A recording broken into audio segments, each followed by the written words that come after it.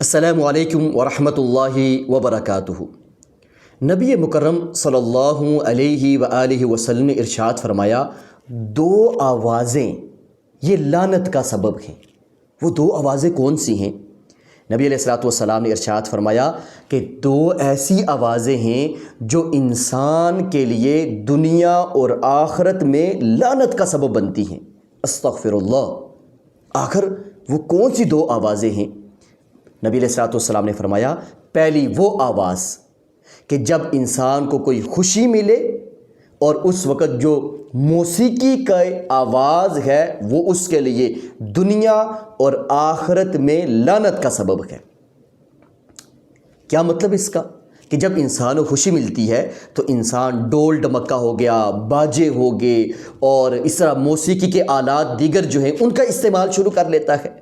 اور اسی طرح ابھی جو ہے ہماری زندگی میں ایک ایسی تاریخ آ رہی ہے کہ جس کو ہم جشن آزادی کے طور پہ مناتے ہیں، تو کیا ہم اس آزادی کی نعمت، جو خوشی کی نعمت ہمارے پاس ہے، تو کیا اس پہ ہم یہ باجے بجائیں گے؟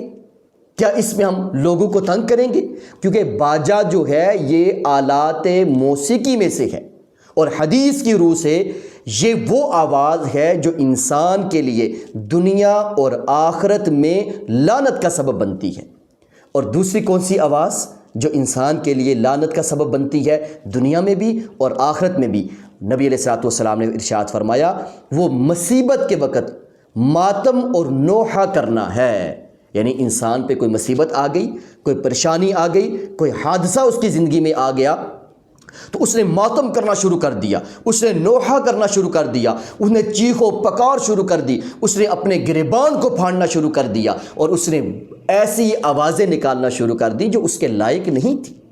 تو یاد رکھیے گا، یہ دو ایسی آوازیں ہیں جو انسان کے لیے دنیا میں بھی اور آخرت میں بھی لعنت کا سبب بنتی ہیں۔ اس لیے ہمیں اپنے آپ کو شرعی حدود کا پابند بنانا ہوگا، ہمیں اپنے آپ کو جو شرعی قیود ہیں اس کے اندر رکھنا ہوگا، کہ ایسا نہ ہو کہ ہم خوشی کے وقت جو شرعی حدود ہیں ان کو کراس کریں، کہیں ایسا نہ ہو کہ مصیبت کے وقت، پریشانی کے وقت، حادثے کے وقت بھی ہم شرعی حدود کو کراس کریں اور کہیں ہم لعنت کے مستحق نہ ہو جائیں۔ اس لیے ضروری ہے کہ انسان علم حاصل کرے، اس لیے ضروری ہے کہ انسان دینی تعلیمات سے اپنے آپ کو ہمیشہ آراستہ رکھے کہ کہیں انجانے میں بھی انسان کوئی ایسا عمل نہ کر جائے جو انسان کی دنیا اور آخرت کو برباد کر دے۔